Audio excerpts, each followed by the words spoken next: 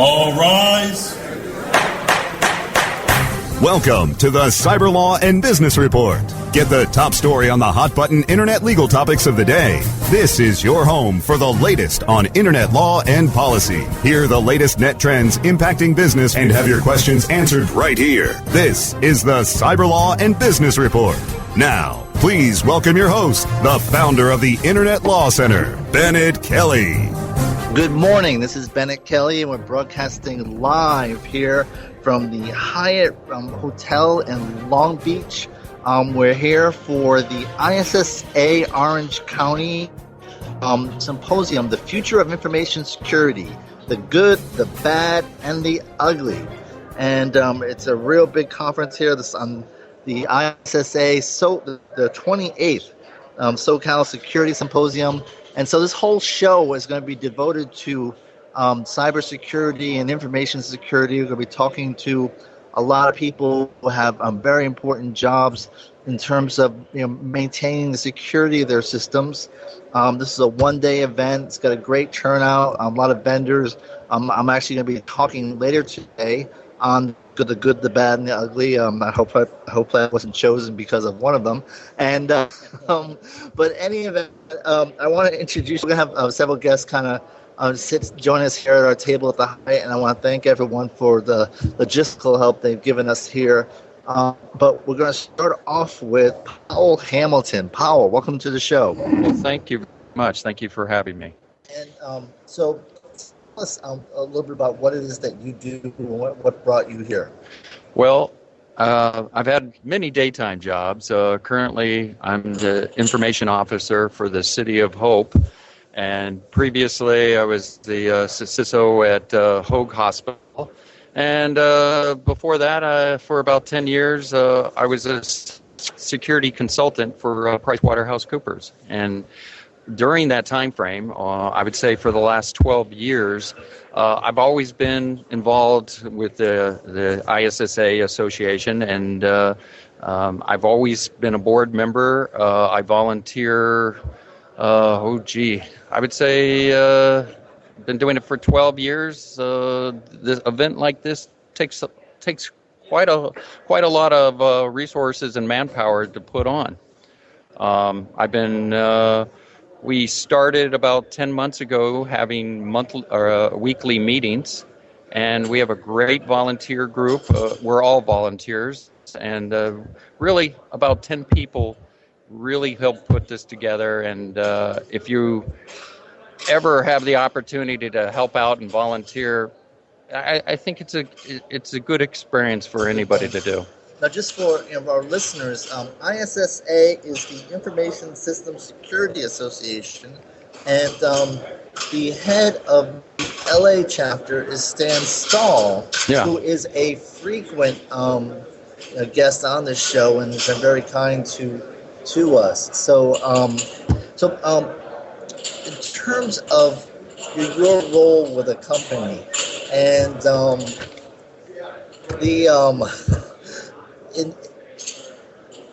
what is the best analogy?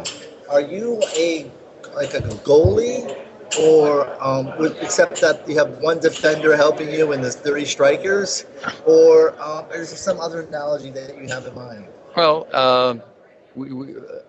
earlier we talked about football. I'd actually have to use a little bit more of a football analogy. I'm more of the quarterback, being the president of the organization, where you definitely have to show leadership. You have to put a lot of time in. It's a volunteer group, so you need to motivate everybody. You mentioned Stan Stahl. He's a terrific motivator, terrific leader. We're basically the Orange County chapter. They're the LA chapter, and we have the same roles where we need to recruit people to help out. We need to keep them motivated to participate. And quite frankly, we love what we do as far as our daytime jobs. So we encourage the growth and the knowledge growth of information security. So on that, in terms of your role with City of Hope, and it's funny, I'm reminded, I have a good friend named Mayor, And it really befuddled Mayor Reardon, former mayor of Los Angeles. Sure. He just couldn't get his arms around, where's he mayor of? And just in a city of hope for listeners, is not a city, it's a hospital. Yeah. But that was funny you mentioned that, because a few weeks ago I went to Tennessee for the ISSA International event, and on my badge it says the City of Hope. And so a whole bunch of people came up to me saying, "Oh, you're the CISO for a city." I'm like, "No, we're not quite. Actually, it's a hospital, it's a research, and it's a training facility." Although these days, knowing the City of Hope, that could be akin to a small city in terms of the demands of what's placed on it. Oh, absolutely. It's a terrific organization. I'm actually new there. I've been there 2 months. And just in the very short time, I'm a believer, because every day I watch people who are in clinical need drive up, are helped to get their procedures. It's, for the most part, it is a daytime event. And, these people, if you haven't heard of the City of Hope, that's the good news. That means you don't need help. If you have, you probably had yourself or a friend who needed the services, and it's a terrific experience, and I'm so happy I'm there. Now, if I'm, what's it, Snedley Whiplash? They're German from Dudley Do Right. Yeah. If I'm Snedley, I would view City of Hope in terms of data that you guys collect. That is the gold mine for me. No. Securing and protecting patient health information is the number one goal. That is my number one goal. Is in today's environment where so many people need to touch the data in a valid way, I have to ensure that the right people are touching it and the wrong people, the bad people, are not touching it. And, it's probably no different from a bank protecting their customers' data, protecting information data in a hospital.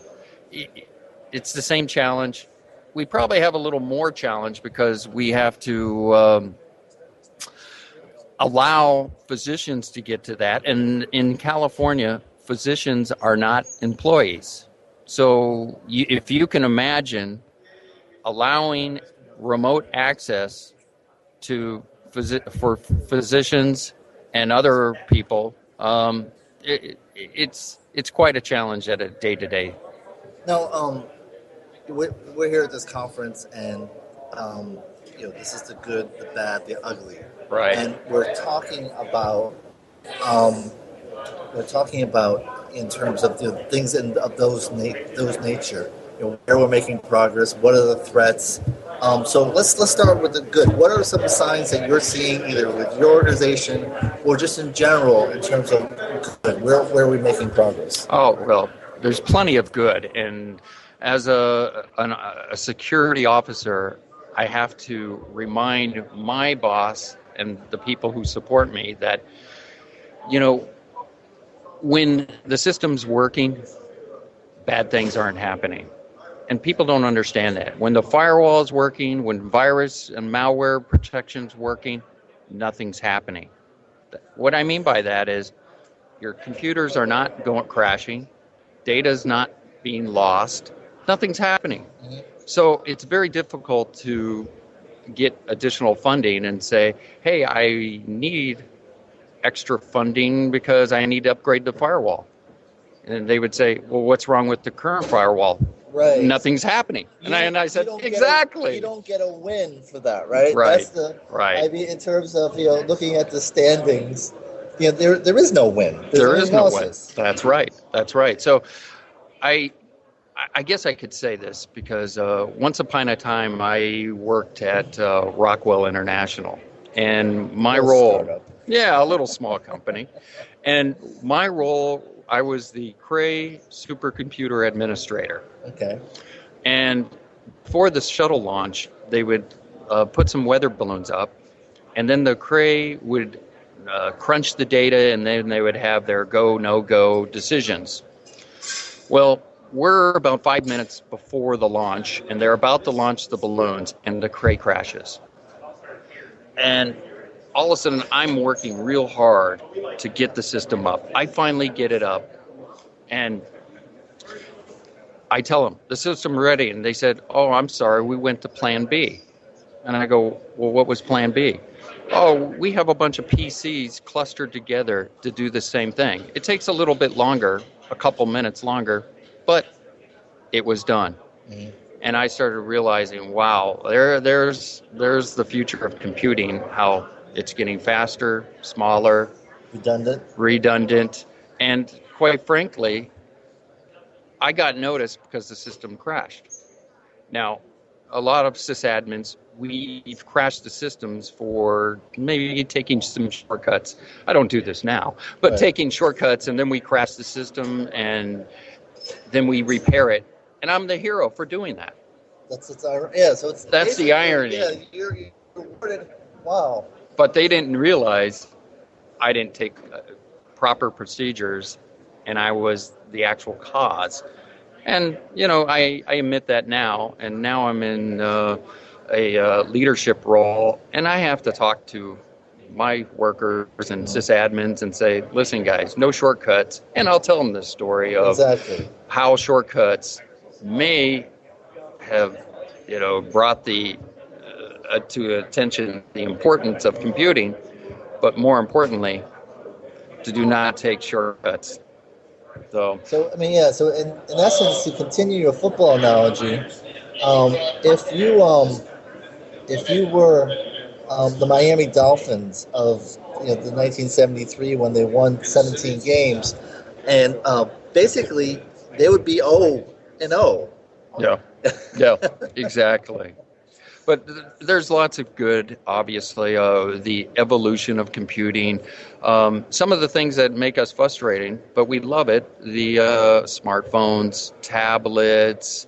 Really, there is a lot of good of the growth in computing.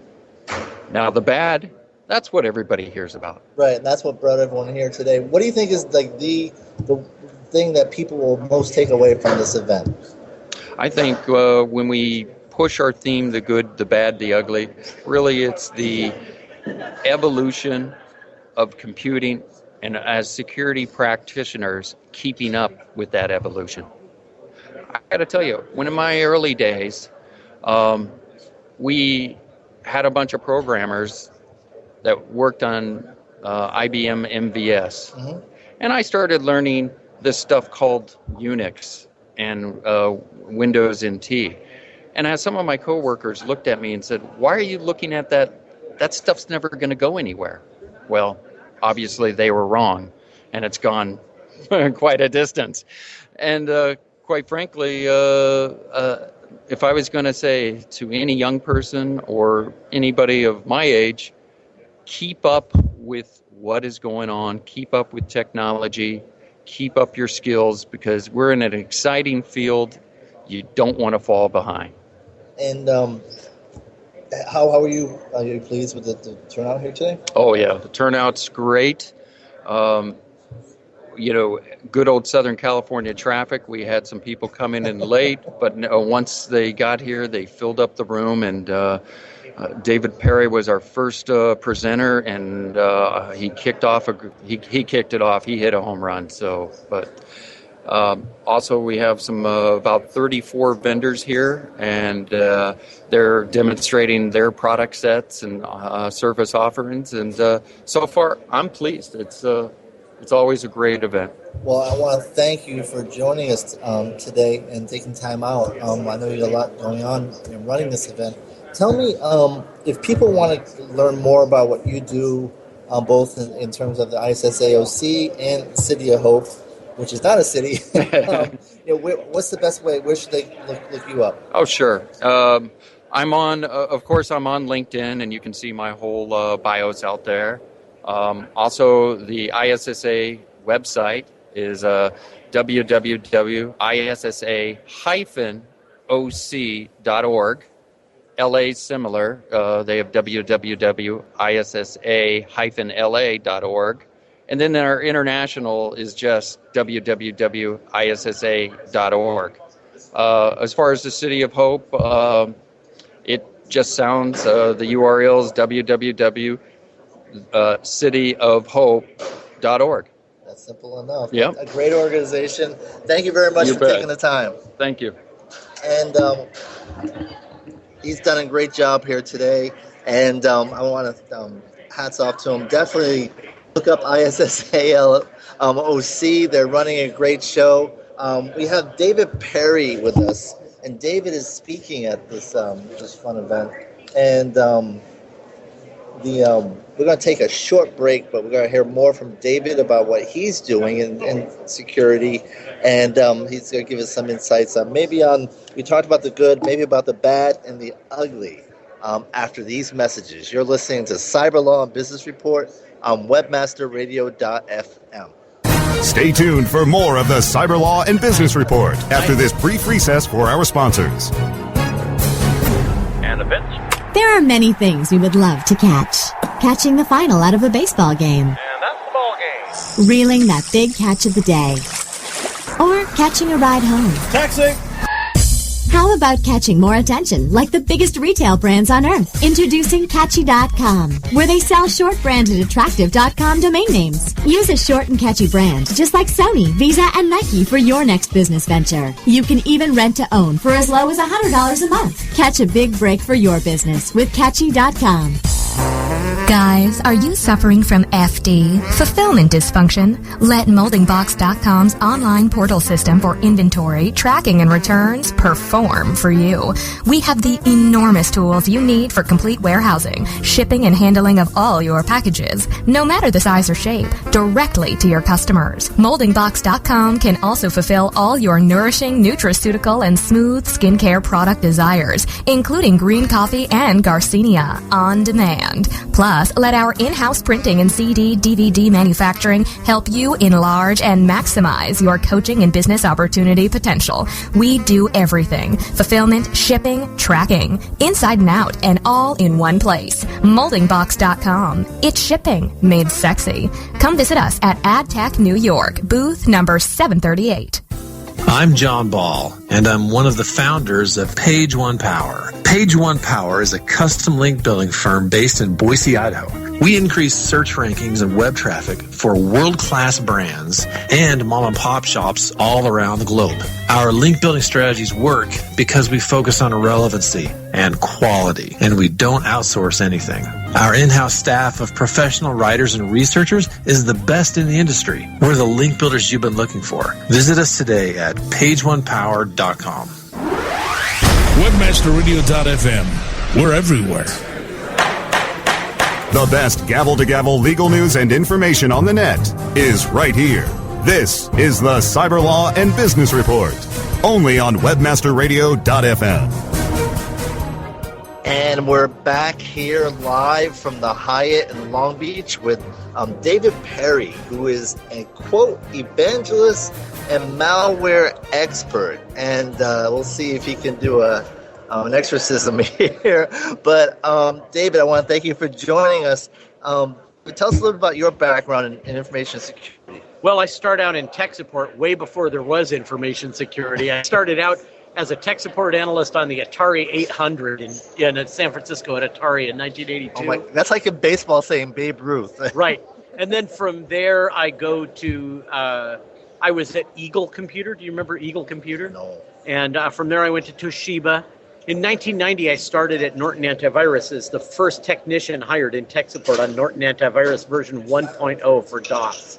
Okay, and I was there for about 5 years. I ended up running all of their internet-based support, all the CompuServe, all the AOL, all the email, and all of the websites and bulletin board systems. And then from there, I went to McAfee. I was at McAfee for a couple of years doing the same. And then from there, I went to a company called Cybermedia. I was there for 5 years. And then I was 14 years at Trend Micro, where I made it all the way up into marketing and became a product manager, product marketing manager, and eventually became the chief corporate evangelist. I was called the Global Director of Education, which is an interesting story. They said, make up a title. I was already a director level, employee, and they said, make up a title. And I said, well, I'm in charge of teaching the public about the threats and how to respond to them. That was my job. I would go out and educate people. I said, why don't you make me the director of public education? So they said, fine. We ordered up business cards, and I showed one to my wife, and she said, oh, she just glanced at her signature, director of public education. That spells dope. So I changed it to the global director of education, and that's what I do. I go out in the world, even though I'm no longer associated with a corporation right now. I go out in the world, and I educate people about the threats, about the nature of how the threats came to be, and about the kind of awareness and the kind of products that they need to be able to fight those threats. So, I mean, it's interesting. I didn't think we would have a dope marketer on the show. Wait, I'm making like a West Coast sign here. You have a dope marketer, boy.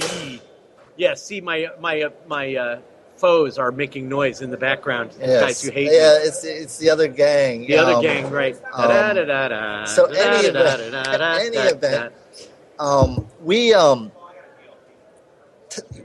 you are a great barometer for maybe where we are today, because I think the extent and the size of the market says a lot about how serious people are taking cybersecurity today.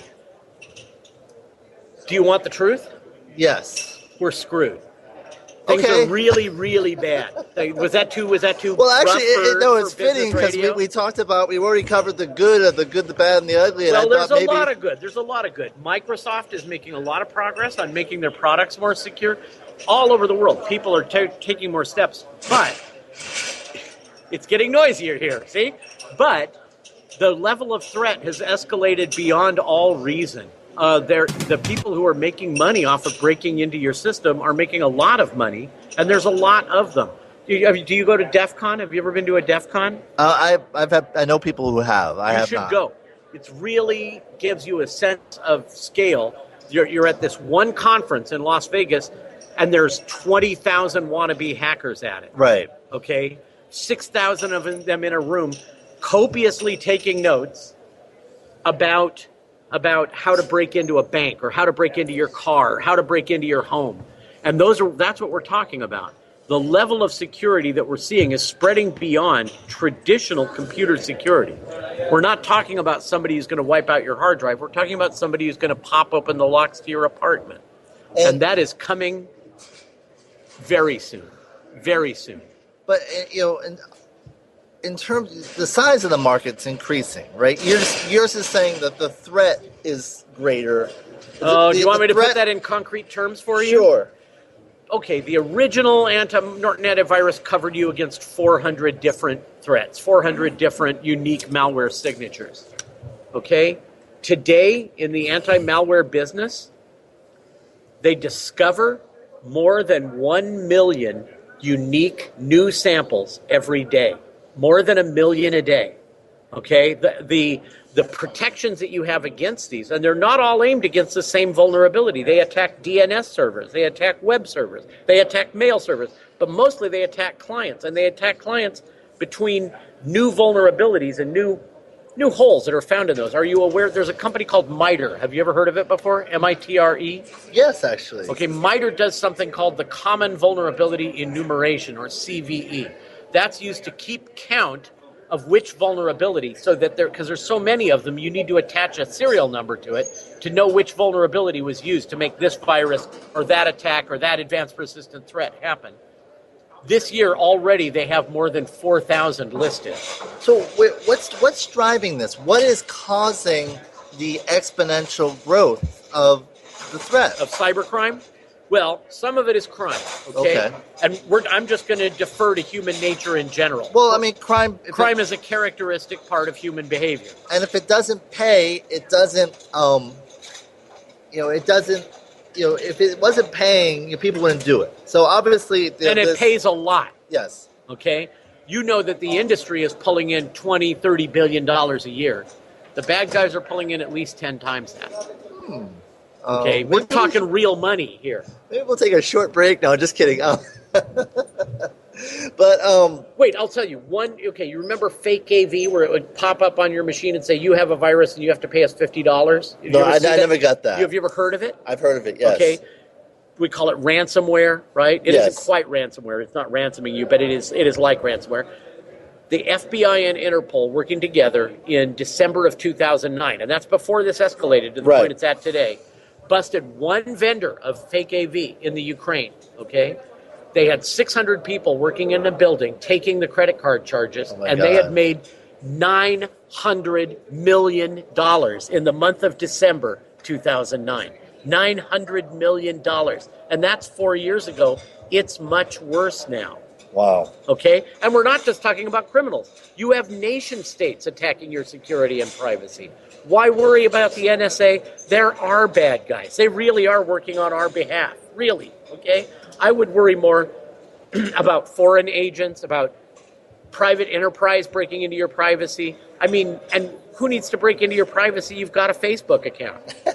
I can look at it and tell everything about you. Now, Google knows everything that you've ever searched for, and they know who you are. Did you know that? And they know your name and address and telephone number. Incredible. Okay? Google knows more about you from everything you ever searched for than your analyst knows about you. Okay? They can analyze that, and they can say, you like redheaded girls, you know, or whatever it is. So you like aluminum gray cars because you looked at that one a fraction of a millisecond longer than the other one. So that's why when I check in, it says, so tell me about your mother? Yeah, absolutely. It doesn't have to. It knew your mother, too.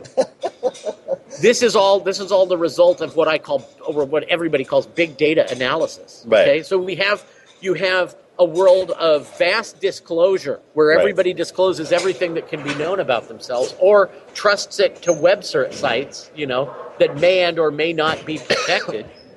And then on top of that, someone can apply big data analysis, and they may not be able to find you specifically you, but you as a class of individuals in the society may be defined down to the atomic level. Now, we had a gentleman on our show. So I'm not just trying to scare you, but if you aren't afraid, you aren't listening carefully. No, I mean, I understand entirely. In fact, but it seems like there's one more step. And we had a guest on our show who, I forget the organization, but they did a study that basically showed that, okay, we have the entrepreneurs, the criminal entrepreneurs, like you just mentioned, the guy in Ukraine.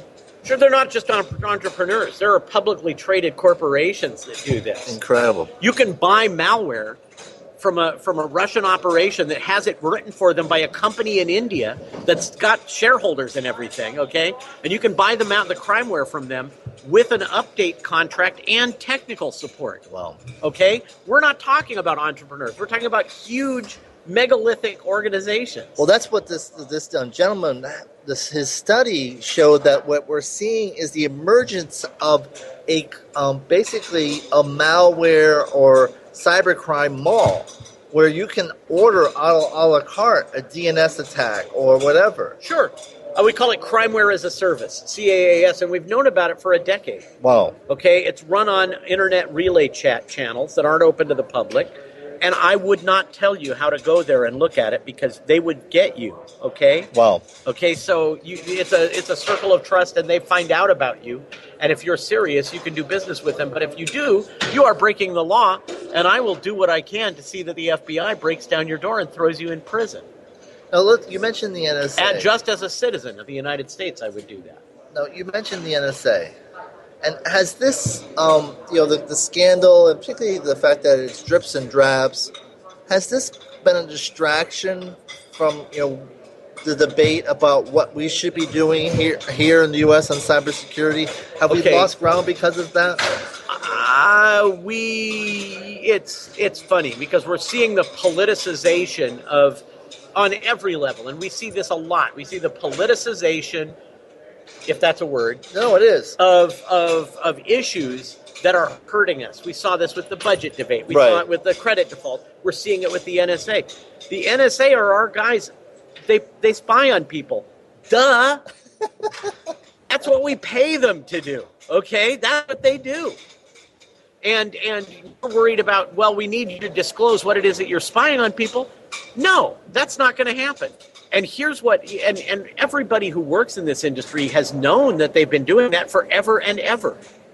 It's funny. Do you ever go to RSA? Have you ever been to an RSA conference in San Francisco? What is RSA? I don't know what it stands for. It's the three guys who own the encryption algorithm that you use on everything.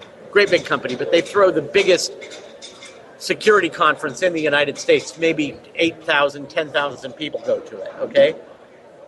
You go to RSA, there's a recruiting booth from the NSA handing out tchotchkes. You know, you can take home an NSA secret decoder wheel.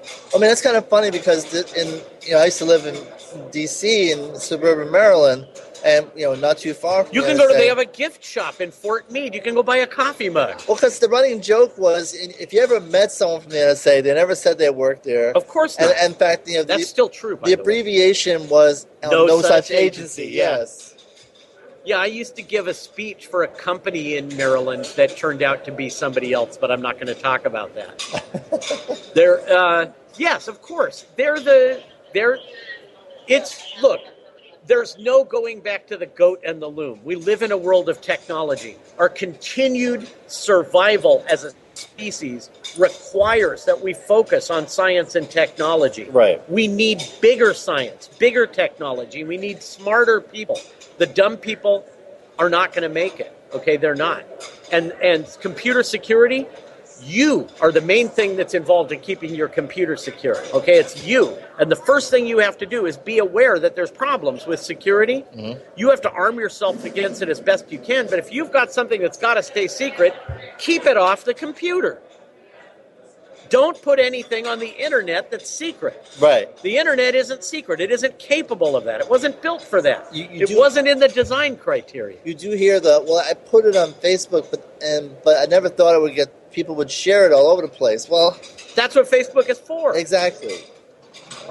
Wake up and recognize the world in which we live. And just like this ballroom that we're sitting in here at the Hyatt in Long Beach is getting noisier, the world is getting less secure. So it's up to you. Whoever you are listening to this, it's up to you personally. Even if you have a staff, it's up to you to protect your secrets and to protect your privacy.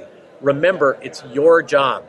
And then it is everyone's job. And then you're going to need professionals to protect an enterprise. If you're an enterprise and you're dealing in customer data, medical data, financial data, there are laws that say that you have to protect it. But for God's sake, wake up and protect it. Now, you're speaking today. I already spoke. I don't have a product to sell you. So what would you speak on? I was speaking on, I called it the ground, as solid as the ground beneath your feet. And as a metaphor for corporations who don't have enough protection, I talked about the Fukushima nuclear power plant. Oh, that's solid. The right combination of problems can break open anything. Just like that stack of dishes that guy just dropped. And if they break open your enterprise, what will they find? Are you a Fukushima waiting to happen? Now, where we are sitting in Long Beach, there was a giant earthquake here in 1938.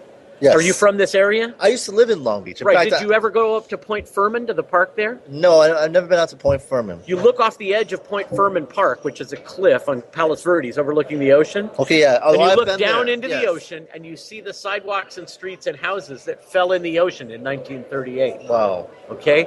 This can happen anywhere. By comparison, a computer security breach will happen everywhere. Okay, your modern network is a collection of thousands of parts, and hundreds of them have security vulnerabilities. So how do you do marketing? Because if you're selling people saying, "Well, I'm going to give you this product," I'm not selling anything today. I'm just telling you. I'm saying, but how does someone market, or how do you get people to adopt cybersecurity measures if you tell them, "Well, you can do this, but you're still going to get hacked," or something? You can block. Well, okay. Here you go. You've got a house. You've been living in a house. Yes. It's got 4 doors and 18 windows. Let's start with the doors. How are the doors? Do they have glass windows built into them? Can you break a pane in the window and reach in and unlock the lock? Right. Maybe you need a warded lock that closes with a key on both sides of the door. Do you have an alarm system? Do you lock the doors? Do your windows have locks? Are your windows locking? Can you put a lock in your window? Do you make a distinction between the windows on the second floor that open with an eave outside of them and the windows that don't? Do you have an escape ladder on the second floor? We're not guarding against one thing. So if I'm here to market something to you, it's going to be all of these products are guardianship against a specific item. Okay, so yes, you're going to need a lot of things to protect your secrecy, to protect your privacy, to protect your security of your data, But it starts with awareness. You have to know how much trouble there is, and there's a steaming heap of trouble. You know, the Chinese government employs, they've duplicated an organization based on the Boy Scouts, where they have 250,000 kids who are learning step by step to become hackers. And they start out as a junior sparrow hacker, and then they go to a sparrow, and then to a hawk, and then to an eagle. I would love to see the merit badges. Well, they have shirts with special insignia on them. Really? And there are 250,000 of them now. Wow. 250,000. And these people do not respect your security. They do not respect your privacy. They are trying to hack into everything they can. I would say the most important thing, and again, if I were here selling you antivirus software, first off, I have walked away from products that were inadequate. I only want to work with great products, right? Okay. But if I was here hawking antivirus software to you, I would tell you what that would fix for you, because each of the products does fix part of the problem. Right. Unfortunately, right now where we're at in the world, all of the products together do not fix all of the problem, because you're connecting to a world where there are other people. And how much security do they have? And how much security does your ISP have? And how much security does the domain name server have? And the whole chain of command between you and them has been compromised. And compromised hundreds of times. What's the analogy you would use then? I guess even with an umbrella, you still get a little wet. No, this is not a natural phenomenon like rain. This is bad guys. Bad guys. This is people with intelligence who are trying to figure out how to break into your system. You need to co-evolve with them. You need to stay up with the threats and what's needed to block you against them. For myself, I write checks to pay all my bills. I don't bank online and never have. And I don't shop online. Not ever.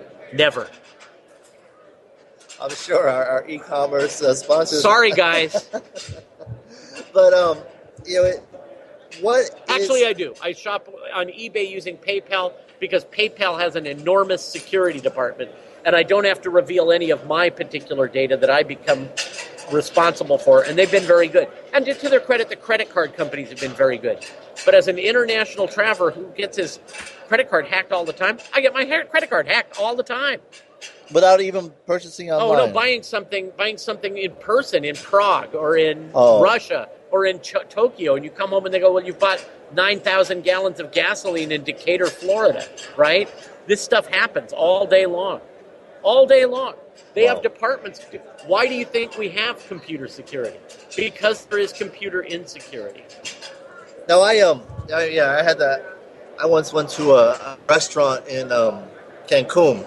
Right. And 2 days later, while I was still in Cancun, I had purchased several stereo systems in New York, I was told. Right. And this happens constantly online. Constantly. And sometimes it's not even the fault of the vendor. Now, it's getting too noisy to do this radio show. I have another thing to do. Is it sure. If we finish up this interview? Oh, yes. No, we're going to take a short break. But when we come back, we'll be wrapping up here at ISSA SoCal, their security symposium. And David, I want to thank you very much. Sorry I was the bearer of such bad news. Well, no, this is the good, the bad, the ugly, and you spoke it clearly and plainly. So if people want to contact you, what's the best way? You can catch my blog at davidperryvirus.com, and you can find me, I'm at davidperry.com. Well, David, it's been a lot of fun. Thank you very much. Thank you. Stay tuned for more of the Cyber Law and Business Report after this brief recess for our sponsors. If you're constantly struggling to find more customers, revenue, or hours in the day, Infusionsoft can help you have the business you've always wanted. For over 10 years, Infusionsoft has been helping business owners just like you find the financial freedom and peace of mind you've been searching for. I'm Scott Martineau, co-founder of Infusionsoft. If you're struggling to find more customers, more revenue, or more hours in the day, Infusionsoft is the proven solution you're looking for. Infusionsoft, the only all-in-one sales and marketing software created specifically for small businesses. Learn more at www.infusionsoft.com/radio. I'm John Ball, and I'm one of the founders of Page One Power. Page One Power is a custom link building firm based in Boise, Idaho. We increase search rankings and web traffic for world-class brands and mom-and-pop shops all around the globe. Our link building strategies work because we focus on relevancy and quality, and we don't outsource anything. Our in-house staff of professional writers and researchers is the best in the industry. We're the link builders you've been looking for. Visit us today at pageonepower.com. Ever wondered how you could have access to your own SEO expert, paid search specialist, or social media wizard? Looking for help with your affiliate, display media, or email marketing?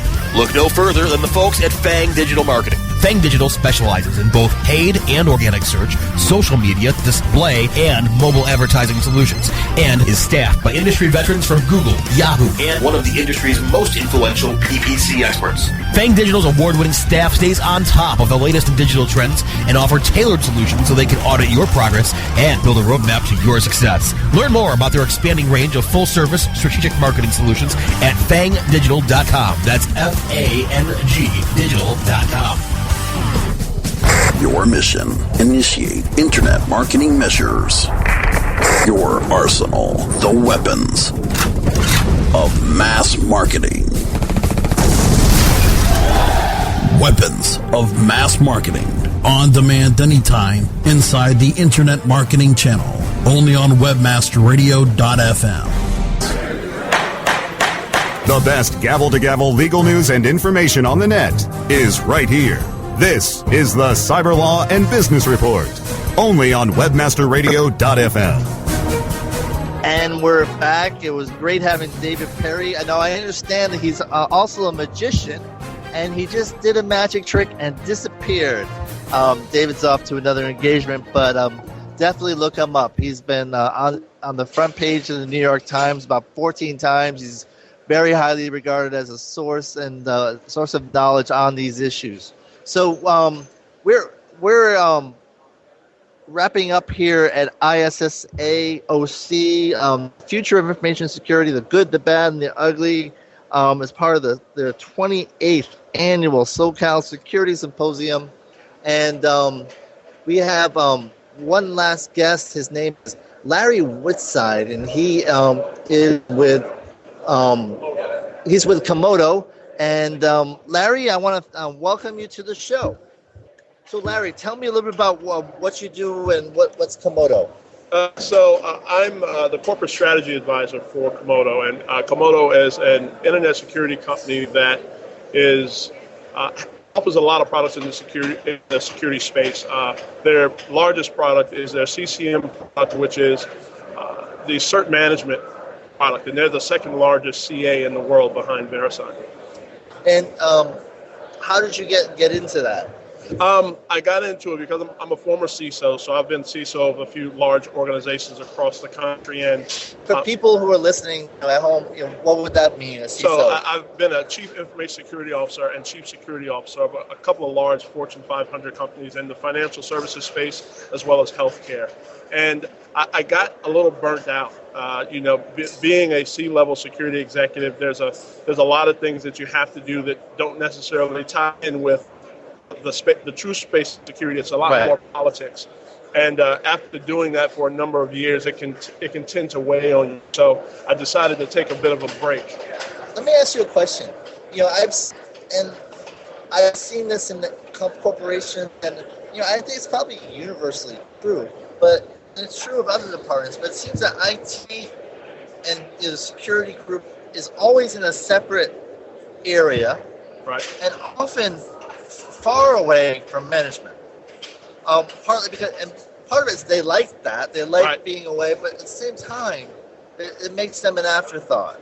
Well, it's partially because the job of what IT does, right? So if you think about the business doesn't want to know how sausage is made. They just know they need sausage.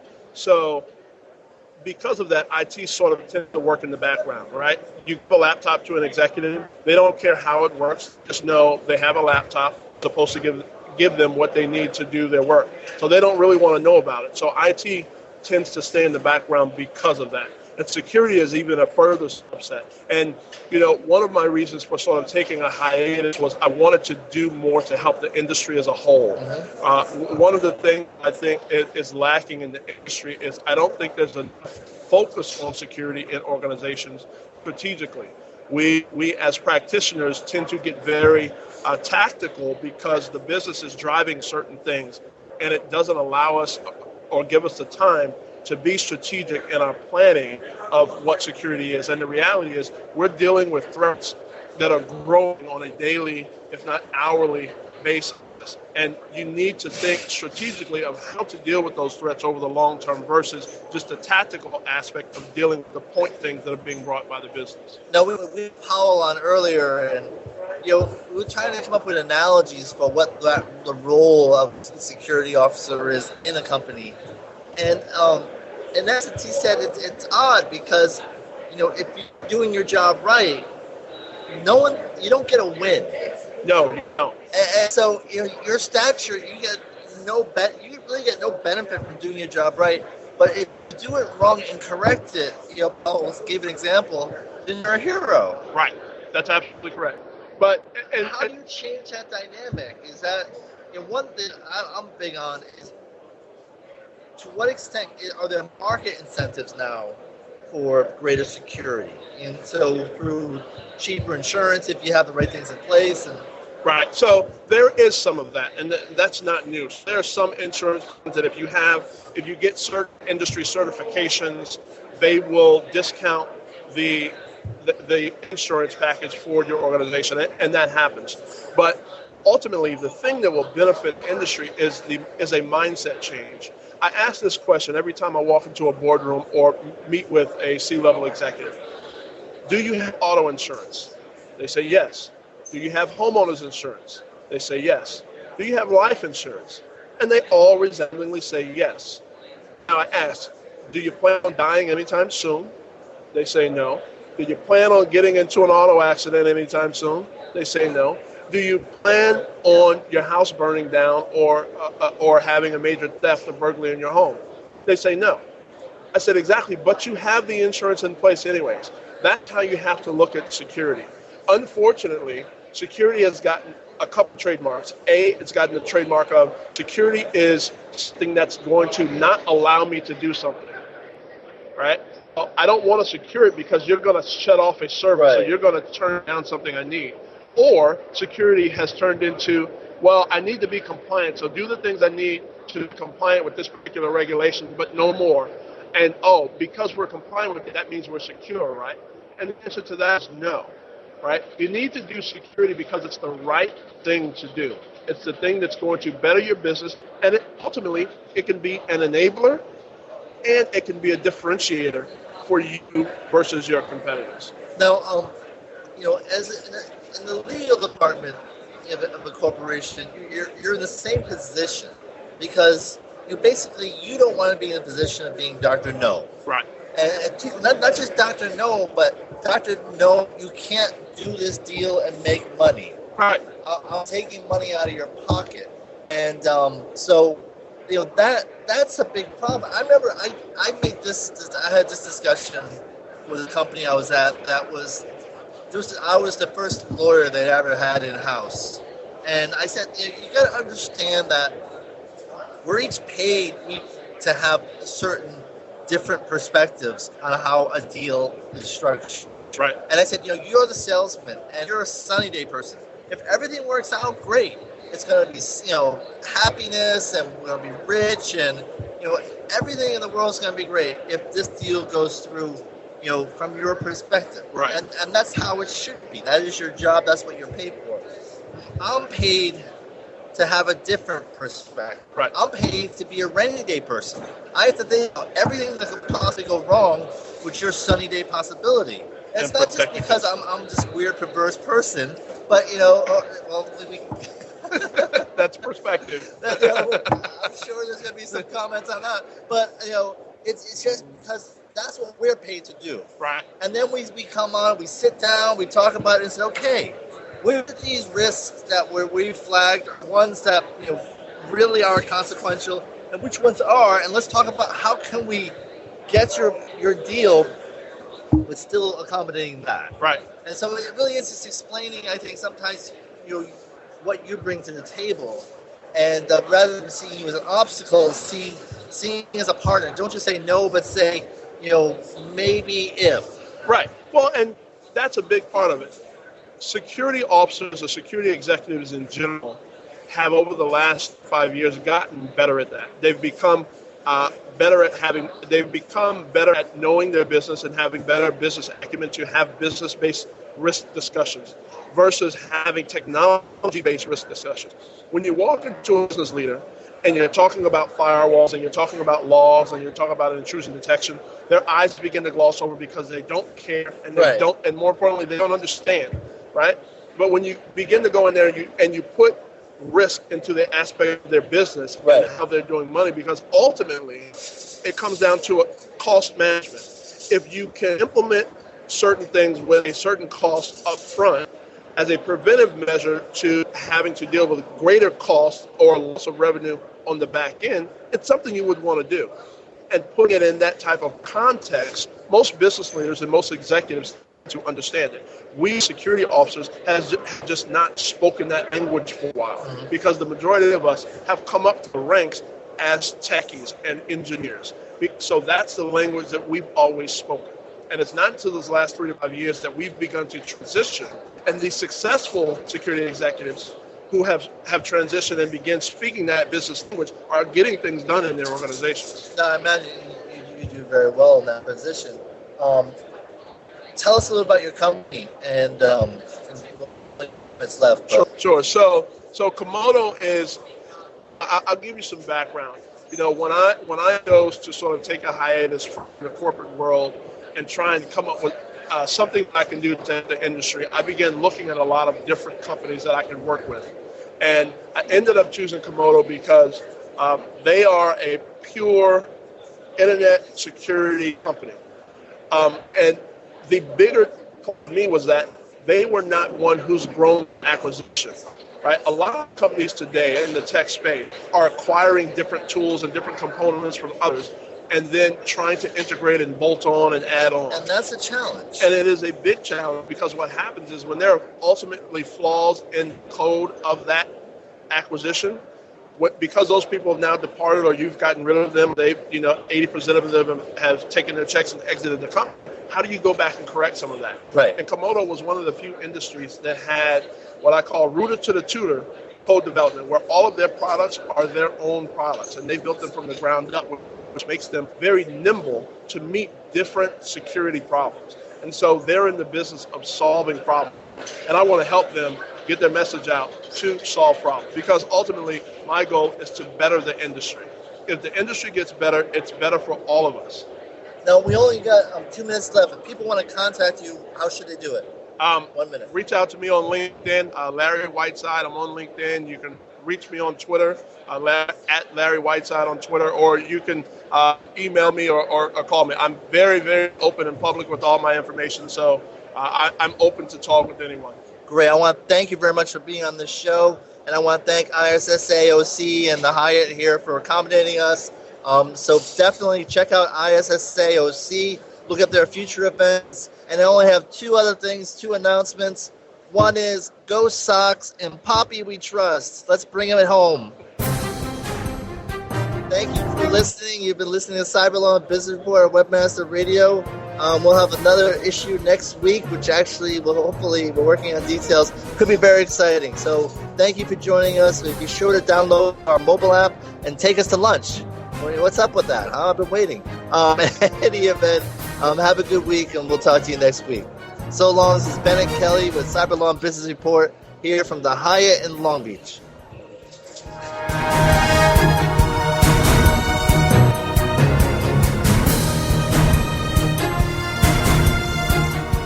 This has been a presentation of WebmasterRadio.fm, the world's largest business-to-business radio and podcast network.